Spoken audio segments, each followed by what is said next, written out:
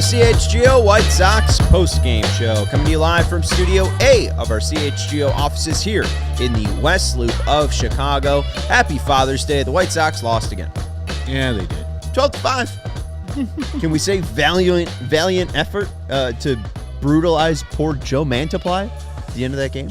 No, I mean, he literally walked Martin Maldonado. Like, there's no reason to do that. I'm Sean Anderson. You can follow me at Sean_W_Anderson. That's Herb Lawrence. Hello. You can follow him at Ecknerwall23. He's our CHGO White Sox community leader. You can follow, what's up? No, nothing. I thought you were saying, Ecknerwall23, CHGO White Sox community leader. At Sean_W_Anderson. At CHGO _White Sox. We're being produced today by Sarah. Hello. Happy Father's Day. Happy Father's Day. Hit that thumbs up button. Make sure you are hitting that subscribe button as well. We are watching the White Sox, so you don't have to. Recapping this game, again, where they lost 12-5. They lost on Friday as well, losing the series to Arizona.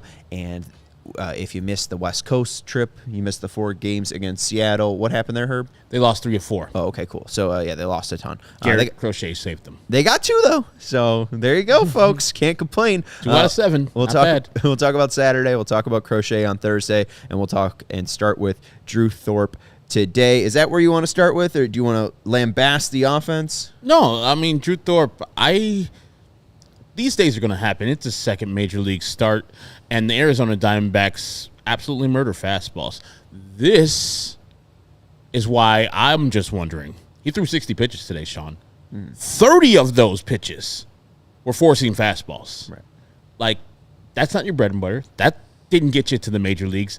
I don't know what type of research that Martin Maldonado or whoever else is doing the game plan, Ethan Katz, et cetera, did on the Arizona Diamondbacks or on the pitcher who's throwing to him in Drew Thorpe. The man's got an 80-grade changeup, which he threw, 15 times today? 16. I don't need to be petty. I mean, 16 times today. Off.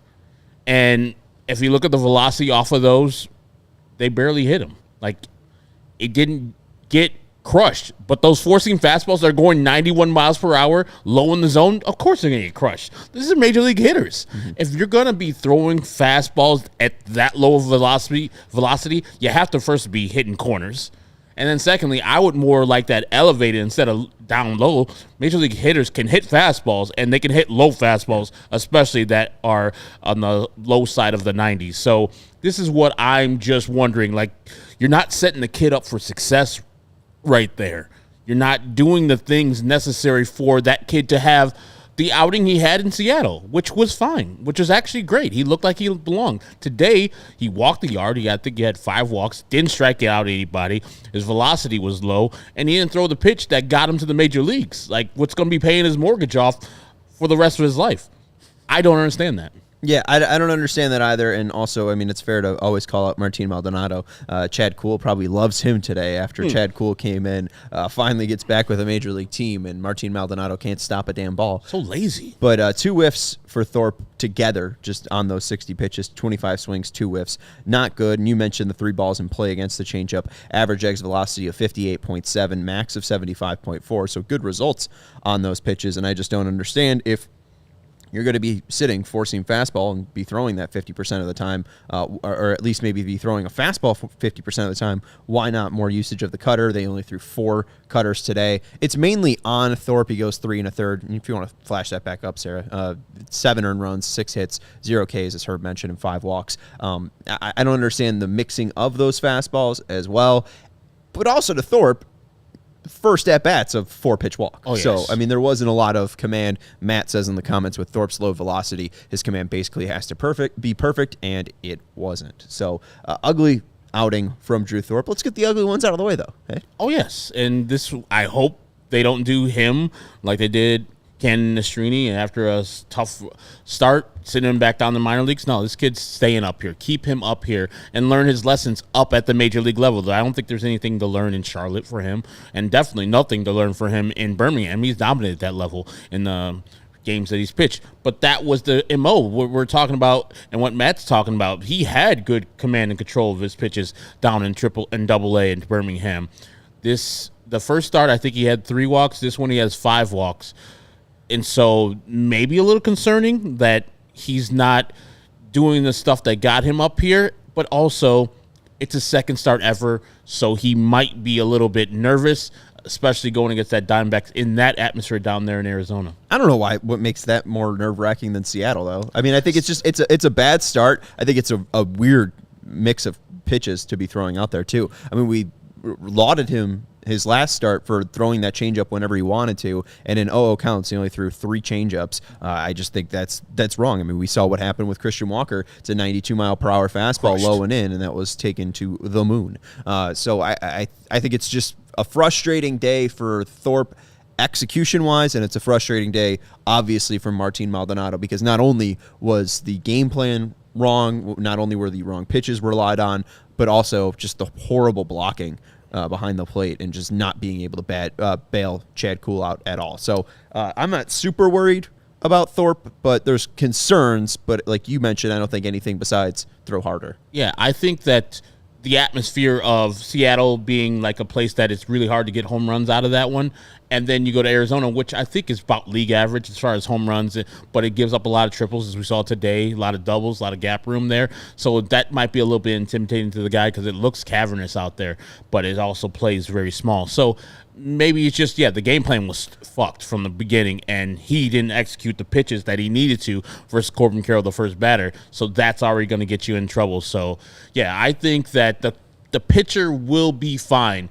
but the pitch mix has to be better. The game plan for that team in particular has to be better. Because I think the Arizona Diamondbacks, if I looked it up correctly, are one of the best teams, if not the best teams, against four-seam fastballs.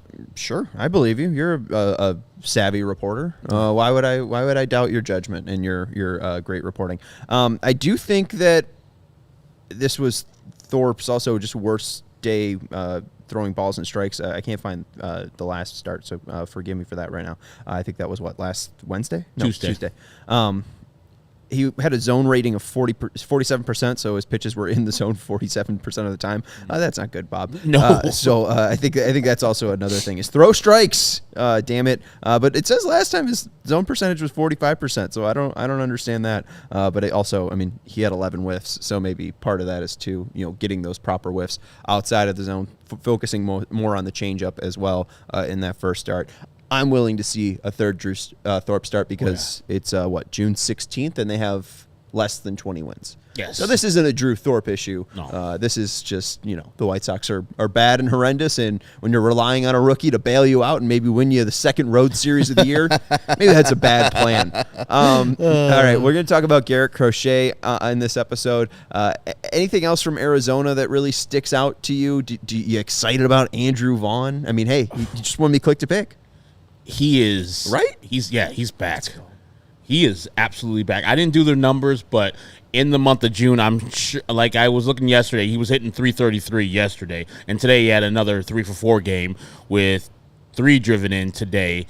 And the one out he did have was a productive out. So he's stinging the ball right now. He's back to the guy that we thought we were going to get at the beginning of this year. So if this would have happened at the beginning of the year and then he had his struggles at the part where we're at right now, I think everybody would have been like, hey, give him a little leeway, kind of like how Gavin Sheets has cooled off from the guy he started as. But it looks like he's really back. He's stinging the ball really hard. He had a 14-game hitting streak that was broken up, and he's still, after that, I think he's hitting 3 or 4 straight since then. And I think K-Dog is asking about Thorpe's minor league. There's a lot that I want to break down with that, so I need to give its proper room because, 12 days ago I was calling for Vaughn to be DFA'd, so I don't know if I'm believing he's back again. Sheets cooled off after 12 games. We'll see if Vaughn does as well. But K-Dog, I'll go K-Dog. Does anyone have his minor league splits? He doesn't look comfy against those left-handed batters. We brought this up with Elijah. Yeah. what was surprising with Thorpe was that he was so good against left-handed batters. Against righties, he was worse. 252 average, 265 slugging, OPS of 518, and then versus lefties, 217 average, 211 slugging percentage, and a 428 OPS. So that changeup is truly a neutralizer against lefties. We just really didn't see it today, and I think that's the biggest issue. Mini Dar also brings from someone up not impressed by game one by Thorpe. Prime example why Crochet has to stay. Sale and Cease were traded for no aces. Crochet is an ace. Won't get an ace in a trade. We also kind of never expected Thorpe to be an ace. No. I mean, that was kind of the thing. The thing with Nastrini and Cannon is they kind of have to hone in their stuff, and we're seeing that from Jonathan Cannon, and the aggressiveness that you need to be a starting pitcher. I think the aggressiveness was there from Thorpe. He wasn't locating in the zone enough today, but the aggressiveness, I think, just it's more about high floor, low ceiling for Thorpe. Yes. He'll be a starting pitcher. He just might not be the starting pitcher. So Mid-rotation guy, which is great.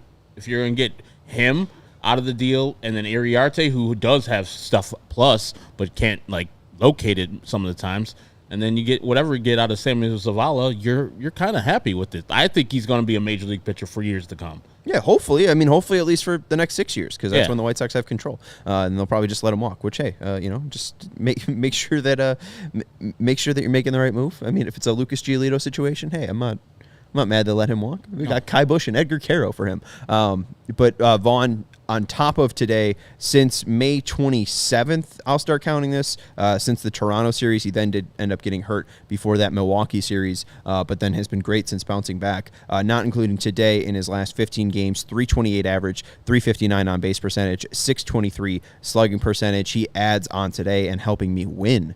Click to pick, 3 hits in 5 at-bats, also 3 RBIs. His season stat line's looking a lot more normal. Still not great, but 234 average, 489 on base percentage, and close to a 400 slugging. Let's go, 391. Woo! I mean, yeah, and I think he was under... No excitement? No, I mean, Yeah. Come on. Bryson DeChambeau just won the U.S. Open. Let's give a golf clap. I think he was hitting under 200, so he's raised his average at 40 points. So...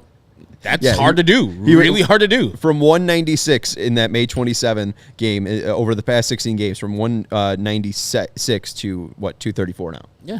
So. Got off the interstate, and now he's cooking with gas. Hey, I don't know what 300 gets you. I mean, now you get well, no, that was Mr. 3000. I was going to say you get a Bernie Mac movie, but I don't think that's hit total. Or a Nick Madrigal. That's Nick Madrigal. There you go.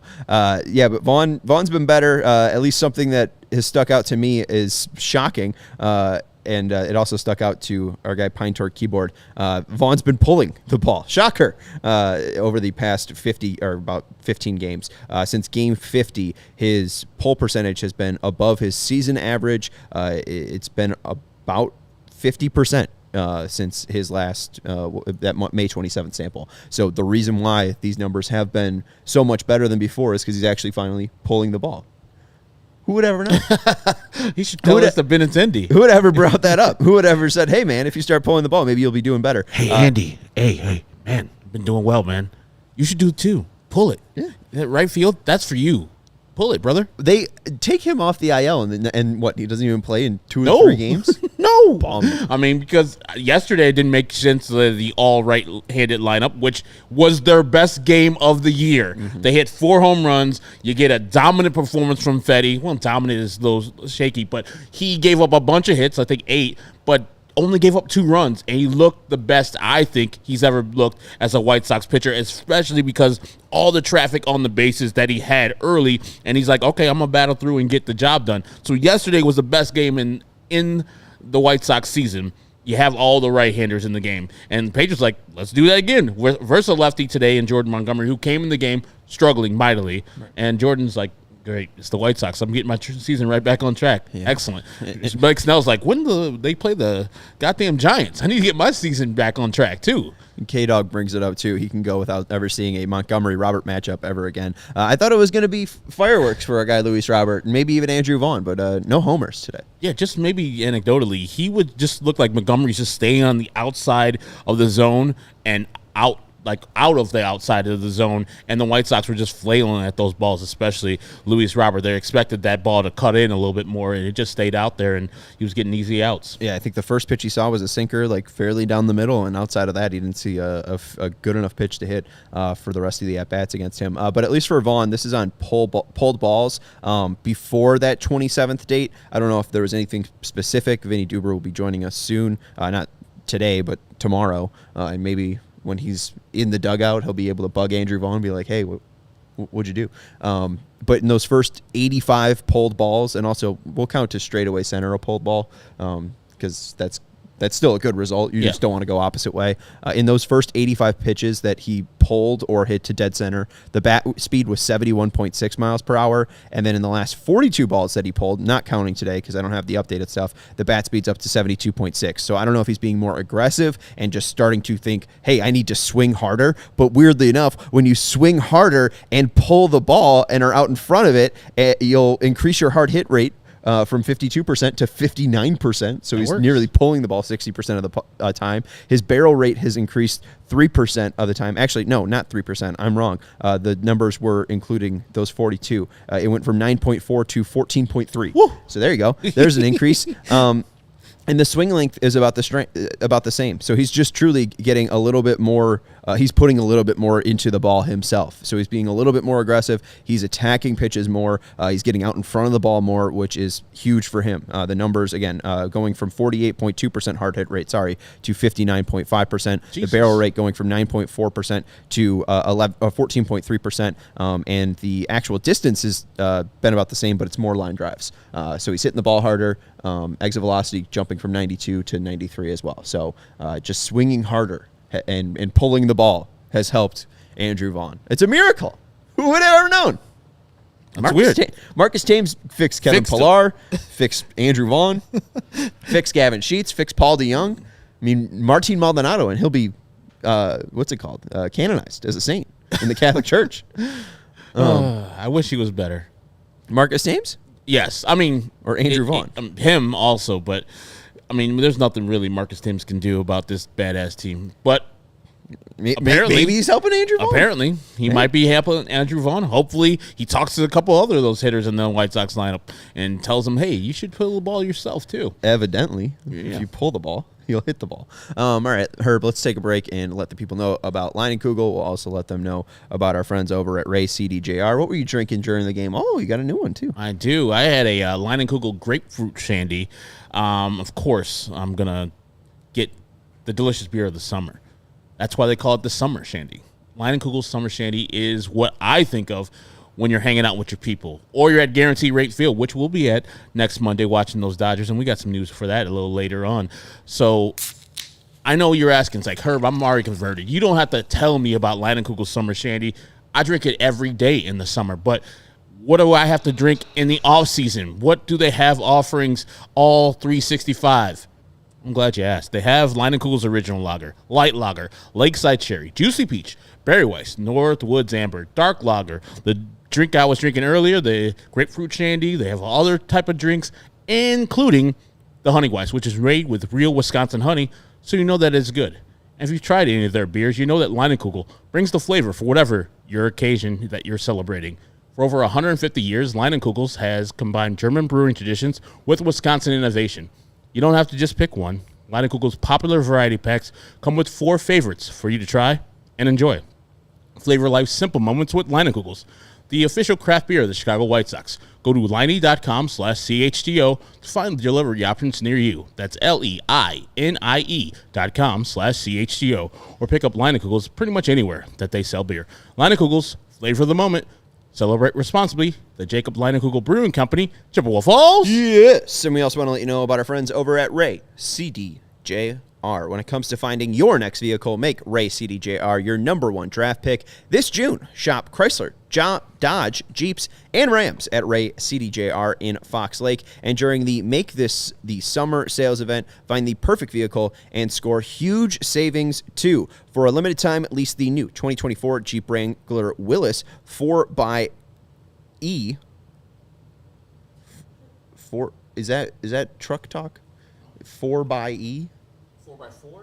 4xe? Is it 4x? Maybe, yeah. I mean, it's an electric car. The E key. Oh, is that what it is? Maybe it's 4x electric. But here's the thing: is the 4 key is real close to the E key, and so somebody just fat fingered it. Can we Google Jeep Wrangler Willys 4x4, or if it's 4xe? Maybe it's an electric vehicle. I don't know, but you can lease that for $419 a month. Or you could shop over 125 vehicles priced under $20,000. Let the amazing team at Ray CDJR help you land the perfect vehicle at the perfect price, because with Ray's price promise, the numbers you're hearing now are the same prices you can expect to shop in-store and online. That's because Ray's price promise means no price changing, no add-ons, and no hidden fees. Since they prioritize affordability for their customers, hurry into Ray CDJR today and shop one of the Chicagoland's area's largest inventories, then drive home with more money in your pocket than you'd expect. So if you're in the market for a new vehicle, then you have to check out the team at Ray Chrysler, Dodge, Jeep, and Ram, because they're the only team we recommend. Visit them today on Route 12 in Fox Lake. For more information, visit Ray CDJR in Fox Lake or raycdjr.com, serving the community since 1963. I looked it up. It is 4xe. Oh, that's electric Jeep, homie. Mm-hmm. All right, let's go. It's electric. Boogie woogie woogie. All right, there you go. So you got more information. You can lease that vehicle for $419 a month over at Ray CDJR. I think we also need a sponsor who teaches me how to read. And me too. Hooked on Phonics. Please hit up Chris Pankow and sell some ads on the show. I need a test. All right, let's go to our good friend Garrett Crochet. Mm-hmm. I think there was an interesting piece in Bob Nightingale's weekly Sunday notebook today. There usually is, and one guy around baseball laughed that usually all of this trade talk is just kind of for show. Yeah. We're 6 weeks out. Most people are focusing on the draft, and most of the action will take 48 to 72 hours away from the deadline. Do you think that Garrett Crochet is a different case with that, or do you mostly believe that talking about trades is pretty unfruitful right now, and just we're waiting and waiting our time until the inevitability of late July when this starts to actually move? I think that Chris Getz, in his heart of hearts, doesn't want to trade Garrett Crochet or Luis Robert, and I don't think that he is actively shopping the guys. Now, he's listening, but as I pointed out to James Fox and on Twitter, I was like, he's got at least 10 people that he wants to trade by July's deadline.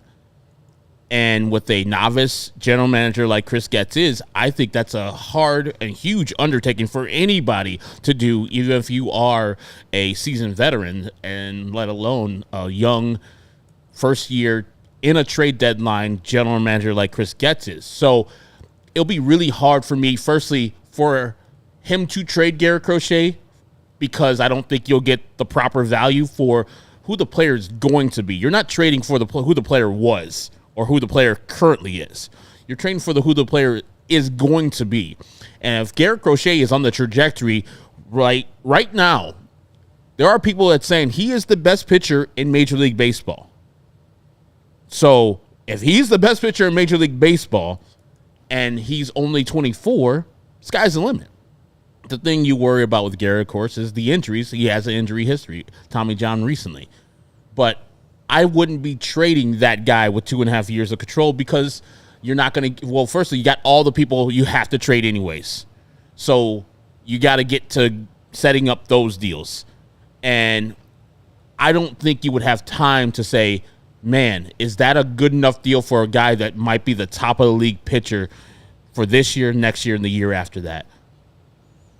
And I don't think you're going to get that value, because there's so many people, especially Padres fans, balking at me saying you got to get either or Jackson Merrill or Ethan Salas in a trade for Garrett Crochet.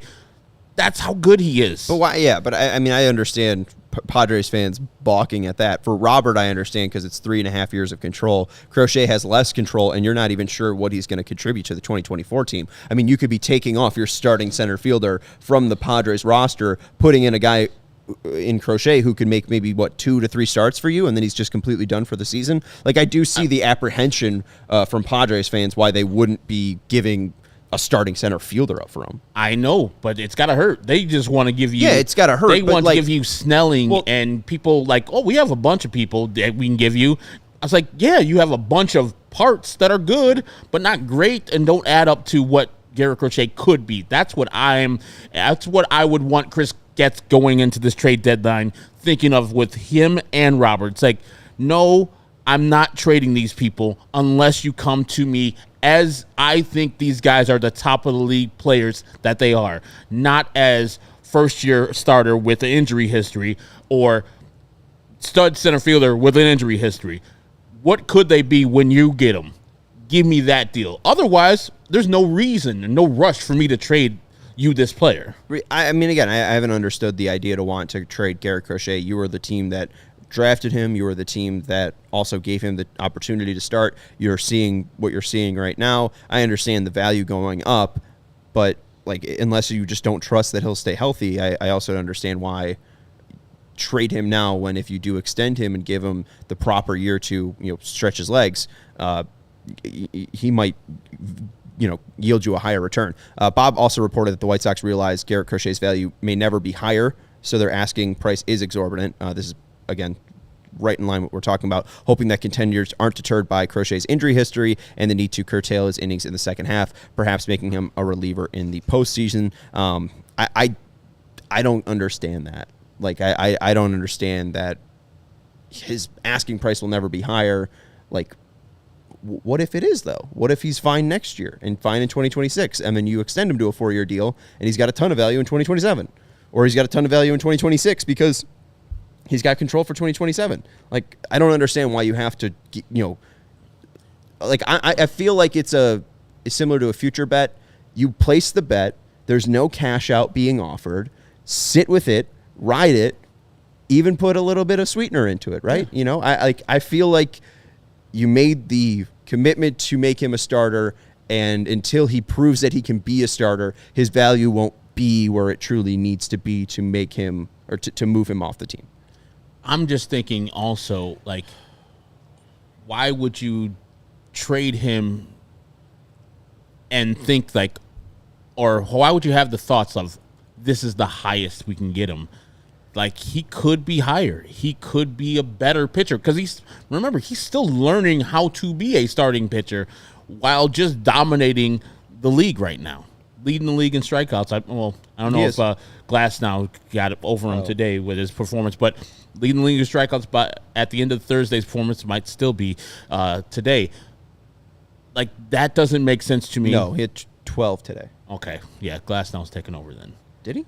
I think so, because Garrett had 13 and he was underneath. It was just black on Fangraphs, so I'm not sure. He's at 116. It says Glasnow's at 125, so I think he just pitched like 8 innings. Yeah, and so, yeah, I know the injury history and I hear it, but I think that it's any White Sox fan out there who's watching this or listening to this. The White Sox kept Garrett Crochet, and the worst thing happened. Garrett Crochet got hurt for the rest of his White Sox career. Before, like, you keep him after the trade deadline, and you're like, this is Garrett Crochet, we're going to keep him until we don't have him. And then eventually he gets hurt. I think most White Sox fans like, hey, man, I don't find fault in your plan, Chris Getz, because having somebody like that's young and that inexpensive, you keep him and you roll with the dice on that. Even if it doesn't turn out well, you're still in a good spot, and you're still, I think, trying to compete a little bit harder than if you trade him, because you're not trading him and getting a Garrett Crochet. You're not trading him and getting somebody comparable to that.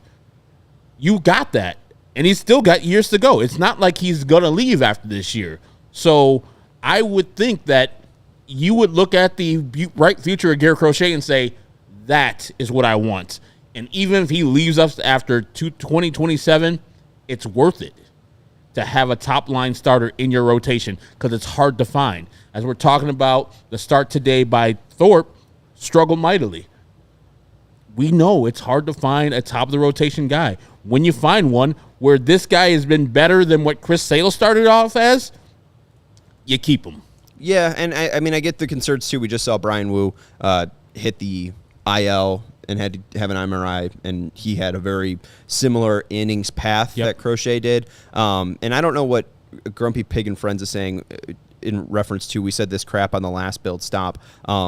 I think to at least Matt's question about, Crochet having multiple injuries, I did go back to Crochet talking in spring training, and he did overhaul his mechanics to talk about how he was getting to that velocity more naturally and not overthrowing and forcing things, and we haven't seen him be injured yet. We haven't seen his stuff really decline, and Sarah, if you do want to flash that up on the screen, what we've seen from his entire season so far is that that velocity dropped a little bit after around 100 to 200 pitches, but since then it's pretty much stayed the same, and I think he's found a pretty healthy routine to where he's been able to go out and average 97 on his heater, and we see that he sits 97 on his four-seam fastball, has this demonic cutter that he's really kind of settling into, and the only changeup he throws is taken out of the park by Tyler Locklear.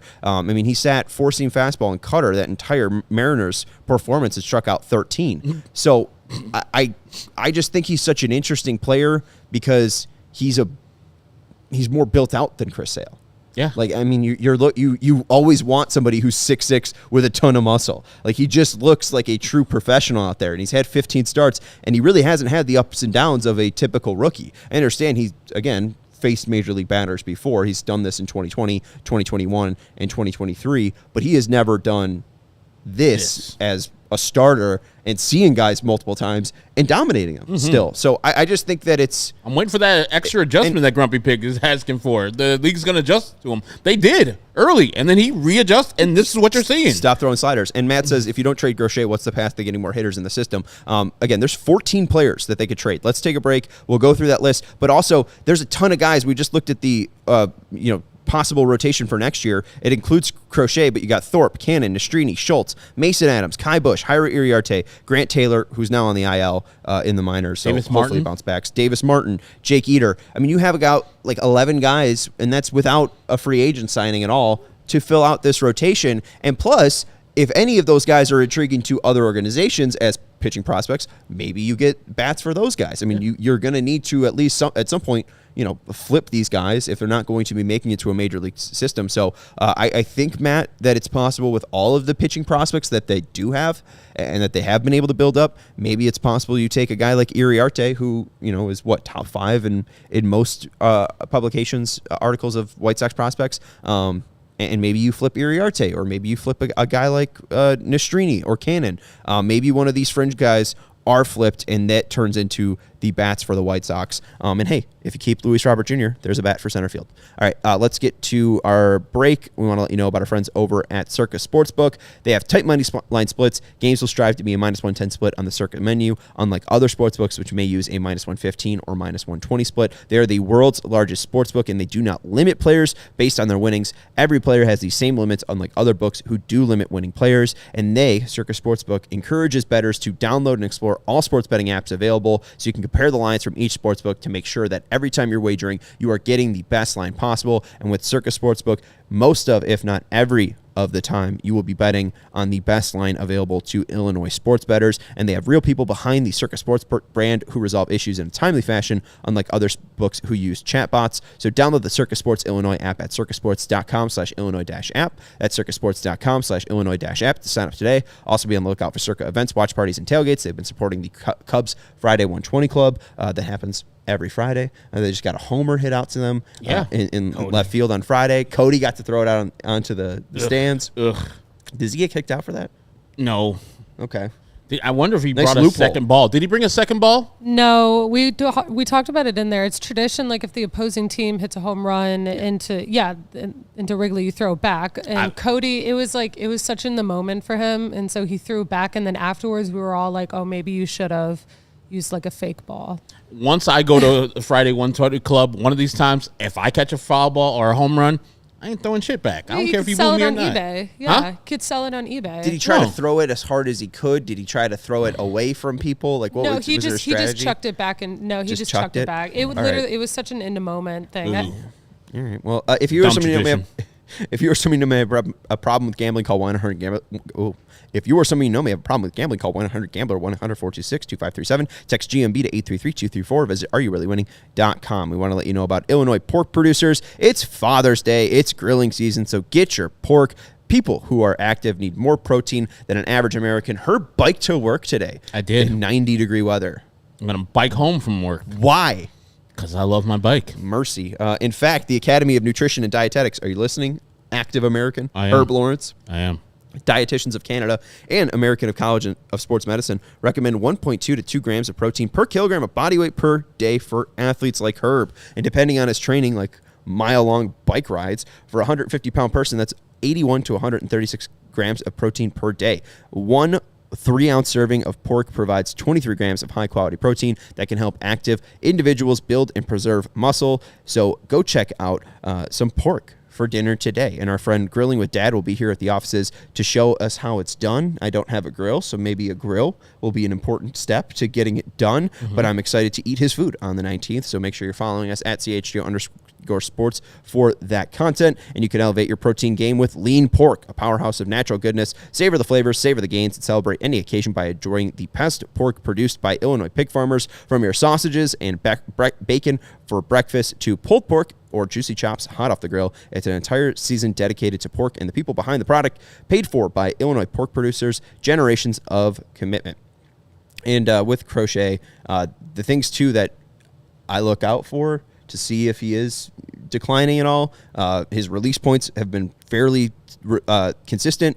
It was a vertical release point of 6.2 in his first 2 starts, but since then he's been around 6 even, and last start was around the same 6.08. So the release point is about the similar for his vertical release point. The horizontal release point is nearly similar as well. You've been around about like 2.3. We have seen about some 2.6s in his past games, but those are also been more fastball heavy. So maybe that's just a little bit of a different release point for that specific pitch. And the extension's been about the same. His first start, 7 feet of extension. His last start, 6.9 feet of extension. So he has been able to be consistent with his fastball and with his release. So I'm very excited about Garrett Crochet's future, and I feel like if you're not getting that proper return, make an extension happen.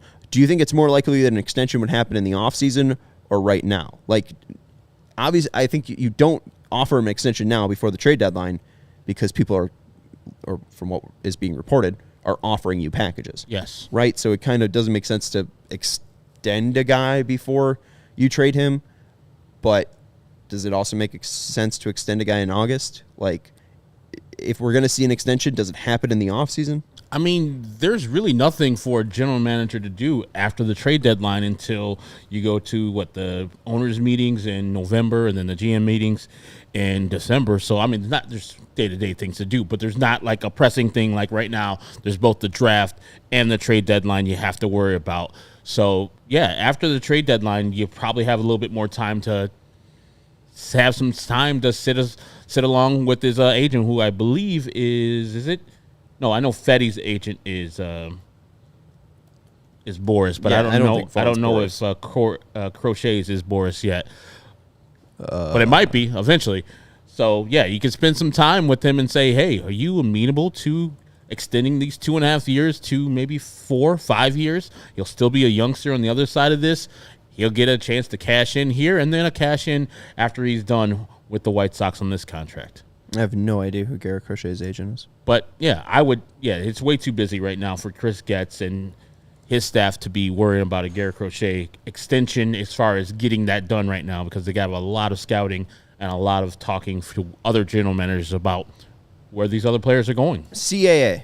All right, yeah. I think Lucas also had CAA. All right, there you go. And as we know, Scott Boras, president of the Boras Corporation. Yeah. So there you go. It's not CAA, folks. Who's Fetty's guy? I had to Google that. And Matt brings up Fetty, saying that Fetty wouldn't bring back the same return of Garrett Crochet because of less control. Also because he's worse. Yes.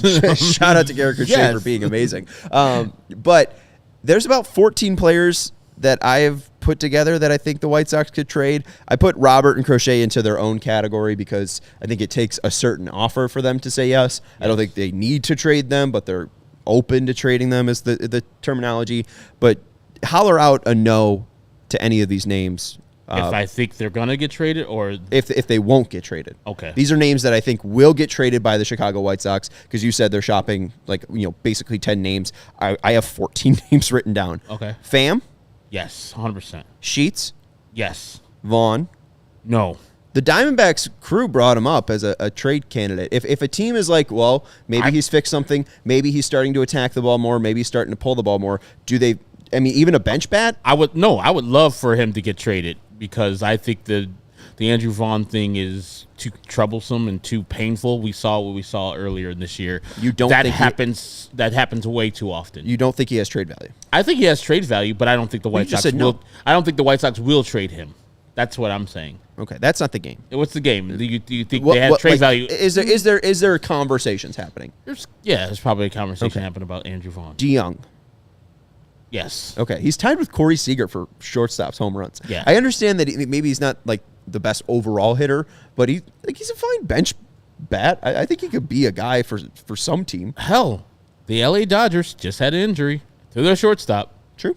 Hey, and also Drew Norris. You got to remember that guy from the Tigers? Drew Norris, left-handy reliever, was living in his car for a bit. Oh, yes. Yeah, that guy. Yeah. Shout out Jolly Olive. He mentions the most notable thing Daniel Norris was known for was living in his car. And I mentioned him being a baseball player. And no, you didn't recognize him. But living out of his car, there you go. Damn right.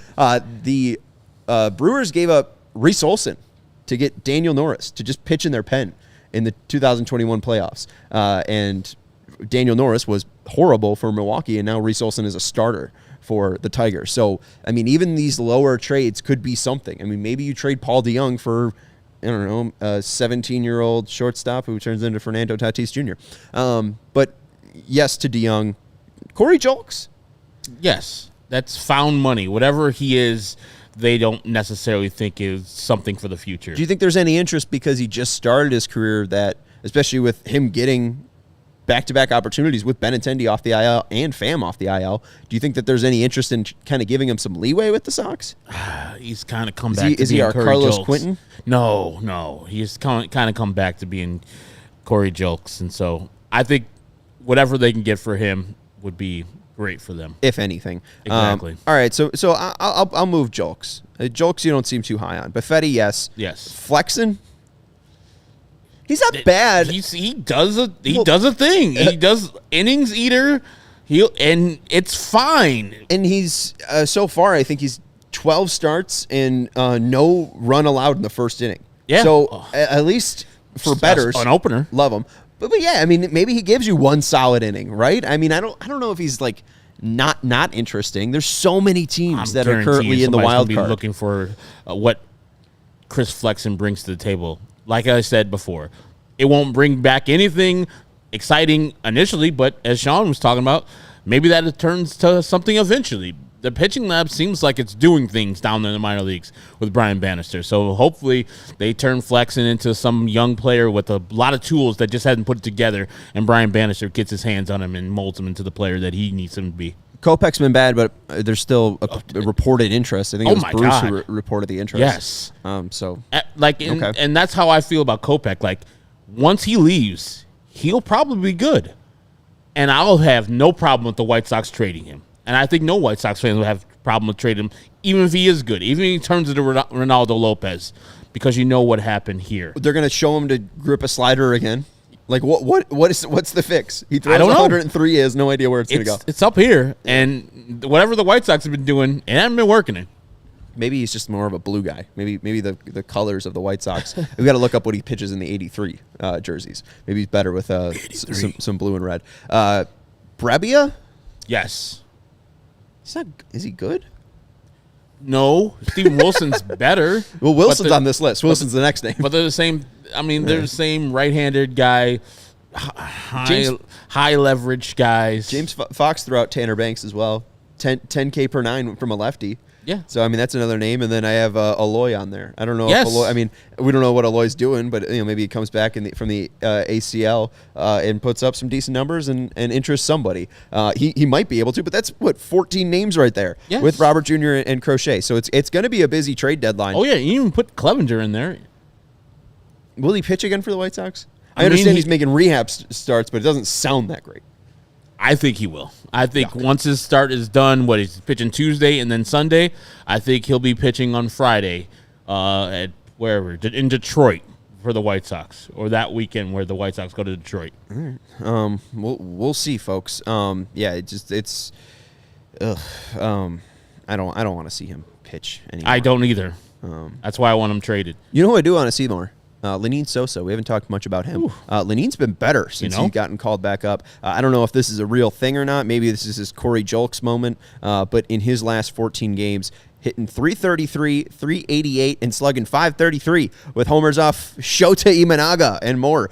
He's got, 2 homers since getting called back up? Had one on Saturday as well in the White Sox 9-2 win. I mean, this is a guy that should probably get more playing time than Danny Mendick. So, cross our fingers we see more of Lenine Sosa, but does it give you any pause that Braden Shoemake was getting playing time over Lenine Sosa at the start of the year? Like, my biggest concern with Lenine is, yes, he's hot right now, but we've seen him for a large part struggle at the major league level. And a lot of people feel like he's a quad A guy because of his performance when he goes down to Charlotte gets, very better. But what I've heard, and just listening to the Athletic podcast, Rates and Barrels, Enos Harris and Derek Van Riper, the gap between AAA and MLB has never been wider. So it's kind of like Lenine Sosa goes down to AAA, hits some bums, and then does well. Like, has he just kind of had some success over the next 14 games? Like, this isn't somebody we should rely on. No, this isn't like, next year when we let Moncada go, it's Lenine Sosa's job, and we're going to roll with that. I am in favor of him playing more. And even when Moncada comes back, play Lenine Sosa. What is he, 25, 24 years old? Mm-hmm. Young enough to still be something. He won't be traded because no one's going to come for Lenine Sosa. As you said, he's a quad A player, but he's doing well in his short period and his time where it's available right now. And so kudos to him for finally saying, you know what, I'm sick of this shuffle going from Charlotte to Chicago. Travel's better up here. The hotels are better. The bed feels better in Chicago than it does in Charlotte. I want to stay up here. And you know how you stay up here? Hit the ball. Amen. And he's been doing that. Hopefully they hit the ball. And the White Sox next opponent, we will have an off-day show tomorrow, and Vinny Duber will be joining us, and we'll likely touch upon this topic. But the White Sox next opponent, the Houston Astros. The White Sox are 19-54. The Astros started off the season poorly. They've started to bounce back a little bit, but they're still under 500. They won today 33-39, just won a series against the Detroit Tigers. But the biggest news, José Abreu has been released, and the Astros are going to pay him $30 million to not play for them. A, will the White Sox ever do this with Andrew Benintendi? Please. And B, is this shocking how much he fell off? Because I feel like when we saw him sign that deal, we were like, ooh, what are you guys doing here? I know you were like, that's way too much money. At the time, I was like, that sounds good, because Cleveland wanted him for around the same amount of money, too. And Boston, I think, too. I think the Guardians and Red Sox were also in the hunting. But yeah, it's shocking that he fell off the table, because when he was the White Sox, he didn't hit for the traditional power that he did that last year with the White Sox in 2022, but his average and all the rest of the stuff and his walks were way up. And then he got to Houston, and he's like, I don't know how to play baseball ever again. Like, the conditions were better. Like, so the April and May excuses for, it's cold in Chicago, he'll eventually hit when it turns warmer. That's not there in Houston, because firstly, it's hot as hell in Houston, and secondly, it's weather controlled in the stadium that you play in. So I don't know what happened. Just maybe something where you just have that comfortable feeling in Chicago, the everyday routine you had with the White Sox where you were the leader, and maybe he came to Houston feeling like they are the reigning champions, and I'm coming to a piece that is, or to a team that is already successful, and now I'm just an additive, and felt pressure to do that as a $20 million a year guy. And so he failed, struggled mightily, and I'm glad that Houston DFA'd him and said, hey, go away. It's a sunk cost. You're not going to be the guy that we signed for no matter what. So there's $30 million. That's what real teams do. That's what teams that are serious about winning do. When they see a problem that's not getting fixed and won't get your money's worth, eventually you settle and you hit your hands and you're like, hey, man, I hope you enjoy wherever you go. Here's $30 million. Peace. Yeah. I think the White Sox did that with Lurie with like $5.5 million. So right, well, that's a lot different than $30 million. Yes, it is. I would love for them to just eat all that money with when it comes to how much less is on his contract? Who? Andrew Benintendi. Benny? Let's see. 5 years, $75 million. Last year was $7 million. So what? There's $17 million on this year. So there's 17 plus 3. That's 24 out. Huh? 24 out. So 24. So like there's $50 million left. Yeah. So it's a lot of money. It's a lot of money. Just sit on the bench. Jerry won't do that. Yeah. I mean, I wouldn't advise him to do $50 million for 3 more years. God damn. He robbed them. I mean, that's a robbing. Good job, it's great that they either could have come up. Good job. Hey, Andrew Benintendi's going to be having a good post-career life. 17.1, 17.1, 15.1 is what he's due for the next 3 years. So fun. They signed the contract. They offered it to Andrew Benintendi, and I can't blame Andrew for signing that contract as quick as he did. I would love, at some point, Rick Hahn has to get in front of a mic, right? Since being fired, I hope at some point there's some interview with Rick Hahn. I don't know if it will happen. He's so good at a media's place. Like in this new White Sox thing, oh my God, he's affable. He'll give you the stories. He is. I think Rick Hahn, his next career should not be general manager. It should not be agent. No one's hiring his ass. It should be a media guy. Come on right here, Rick. Seat right here for you. I don't know. Ask you some questions about your terrible signings. I don't know. Yeah, I would love to hear the thought process of why he gave Benintendi that money. But hey, maybe we'll never be able to hear that. Jerry's like, hey, here's $75 million. Who can you sign? One guy? He's cool. like, that guy. The guy we missed out on in 2017? In the middle of December, that guy. Herb did mention the Dodgers losing their shortstop, so selling this takeover might get a little bit difficult as Mookie Betts will no longer be playing for the Dodgers on June 24th. But come out on June 24th at 7:10 as the White Sox take on the Los Angeles Dodgers, and the CHGO White Sox podcast will be taking over Guaranteed Rate Field. And even if you aren't going to the game with us, we've been meeting up at Turtles before the game, and why don't you come and head out and meet us at Turtles? Even if you have a ticket that's not with us, we'll be over there, and come hang out, have a drink or two, a liney or two, and shoot the shit, as they say. And they're the Dodgers, so yes, losing Mookie Betts would be crippling for every other team, but the Dodgers have Shohei Ohtani. Who? So a guy like that, who's the best player in baseball, is going to be in your stadium next Monday. So come on out with us. And they also have Freddie Freeman. He's decent, too. And what our guy Shohei Ohtani likes to do is hit home runs in our stadium. Oh, sorry. Should I say that? Boom. And then give it to his interpreter to take all the beef? God damn. I don't believe that happened. Oh, my God. Do you see how quick MLB's finished their investigation? Yeah, because Mizuhara had a ton of... I mean, that guy didn't hide it. Was he doing work on behalf of somebody else? You're joking, right? God, I am a conspiracy guy. Oh, God. If it, like, all his people around him, when Fletcher, a guy around him too, David Fletcher. Yeah, but Fletcher wasn't actually using that bookie. He played in poker games with that bookie, but they did not find him using him to bet on sports. All right, they got this guy. You got a lot of smoke around. No, you don't. Your man Shohei. There's a lot of smoke around Mizuhara and his gambling addiction. His very clear gambling addiction, where he's betting on college soccer. How do you know, man? When did he take like $30 million away from the man? Yeah. I don't think Shohei's got the Chase Bank app on his phone. I don't think he's checking his... He goes and just scans his card or whatever. Like, he doesn't check. Oh, no, I have to move money from my savings to my checking account. That's not a thing with him. Like, if it's... For me, if it's $20 in my account, I'm like, hey, man, who the hell's taking my money? I know $20 to him doesn't mean anything, but $4 million? I'm like, hey, something's wrong with this. I'm keeping tabs. That was his guy. He's trusted him. So, like, this guy has gotten him to a certain place in a new contract, and that's why this all happened. Yeah. I mean, Mizuhara lied that he went to school. He didn't even go to school. He's going to spend 30 years in the joint. God damn. Because he was a gambling addict who ruined his own damn life. Bad vetting.